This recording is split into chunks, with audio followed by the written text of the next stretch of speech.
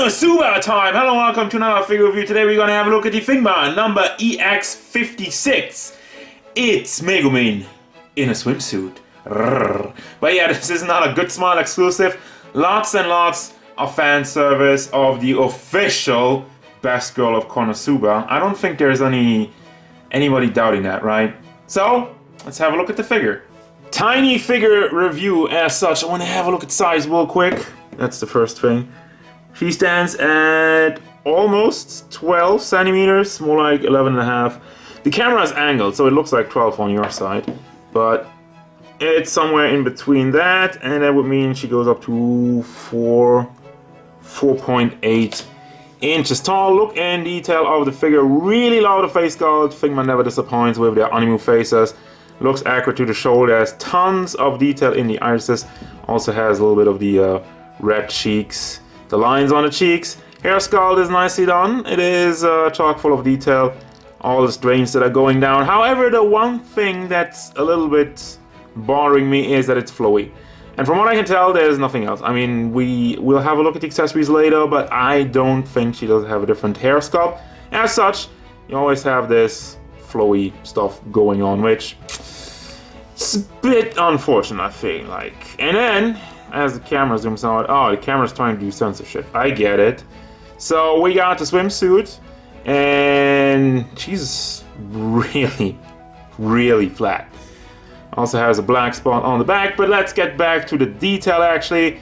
It is a black swimsuit, has a little red ribbon on it, and it does have some bleeding at some spots, just a little bit on the side. Nothing too bad to complain about. However, I do gotta bring up the fact that really, as you can see on the figure, there's really not much going on. So every bit of paint bleeding and mishaps, I want to rate it a lot harder because, again, black, red, and some white, and that was it. That was all they had to paint for the figure.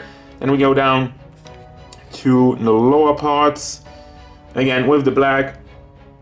It is nicely molded. I like the extra detail over there. Red goes around. It seems like it's connected weirdly, so sometimes it looks like these parts aren't really lining up with the rest of it. Looks a little bit wonky, but And then there's the butt. There you go. Well, it's not really pantsu time because the pantsu is right there. I have to do it though. It's pantsu time. So yeah, we got that. Somebody do pantsu counter for 2020. Got the white bandages on both sides. Same thing. Those are clean for the most part, but have some minimal bleeding. Go over the line a little bit. Just keep that in mind. Same for the lower one. I think the one on the thigh looks good for the most part. And then you got the other one. And the feet. And that's really it. It's Megumin in a swimsuit. What do you expect? As such, the articulation is also not hindered by anything. So as Figma has been doing recently, you have the ball hinge that ends on another ball joint. So you can pull the head up, the entire head. As such, it rotates, goes side to side, rotates all the way around, goes forward a lot, and goes to the back, which just looks weird. So like that. And as such, I already pushed it down again, and her neck looks shorter. And it's overall better like that. But still, I really like the neck joint that they're doing these days. It really gives you a lot to experiment with. Then you have the big ball joint. Big ball hinge in the shoulder, goes all the way up. Can bring it around back forward. And rotation on it. Ball hinge at the elbow and another ball hinge at the hand, goes back forward all the way around. Chest articulation, it's pretty stiff because they didn't leave a lot of room for it, and I like that because otherwise it would have looked wonky if you had gaps all over the place. You don't have any gaps, goes to the back, doesn't really go forward that much. It gets, I mean, some range out of it. It's alright. Side to side, and you could probably get it all the way around if you pull it out a little bit. So basically what it is, it's just on a... If I can get it out. I can't get it out right now. I don't want to push on it too much, but it's just a ball joint with a long peg, and that's where it rotates on. So it's nothing fancy, but it gets the job done. Then for the leg articulation, goes forward, goes to the back, is blocked by the butt, goes out to the side. It's the same thing. It's pretty stiff. Doesn't have the greatest range, but if they would have left more room over here, it would have just looked weird. As such, I do appreciate the fact that they left the sculpt pretty clean, pretty nice, free of holes, free of anything that just kind of looks wonky. I feel like the only thing that kind of looks wonky are the shoulders, but even if you put them in place, it's alright.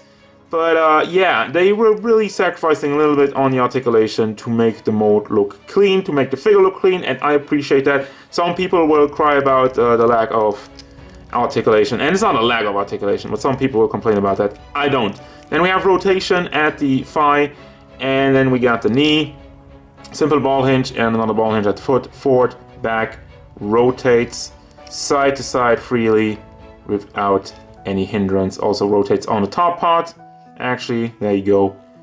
Accessory time. Let me put on my extra light. There you go. We got the cape. Gonna start off with the cape. It is nicely painted. Has, again, some bleeding. Small ones, but it does go over the line, and it's an exclusive, guys. That's another thing. This is harder to get, and you have to get that from the Good Smile store. I mean, you had to pre-order that like in summer to get it in December or whatever. Had that lying around for a little bit. Also, that's a little bit of backstory. The cape, for the most part, it does look good. It does have some flaws. As just, man, if I get a flawless cape these days, I'll be like really surprised. So you can rotate it around. You have like ball hinges over here. Can bring that up and down. Doesn't really rotate side to side. The side panels have a little bit of wiggle motion. Go up and down. Same thing over here. And then this entire piece just kind of packs into her back. As you can tell, it's not supposed to really go out all the way. This is like as far as you can stretch it out, which I think, I mean, I gotta try it with the figure later. That's okay. I'm okay with that. I was gonna be like, oh, well, you can't really do that, but can rotate it also forward. Gonna see later if I can put it over the shoulders or something. Gonna check the pose for that. You got the hat, which if you want to go to my original Megumin review, the hat on that one was horrible. So I'm really happy that this one is painted cleanly, nicely. We don't really have any bleeding, nothing to complain here. It's a good hat, 10 out of 10. Then we got hands, some posing hands. This one is for the ice cream, I'm guessing, holding hands for the staff. This is like a thumbs up hand and kind of holy hands, maybe also for the ice cream. I'm not really sure. Maybe you can also combine these hands with the regular Megumin figure, which, again, review. See if I put up a notification. Then you have the staff with this little see-through thing that is supposed to hold the red orb. So it looks pretty good. Shiny, a little bit more shiny material, and paint job. Again, you have some bleeding on the yellow. What's up with that?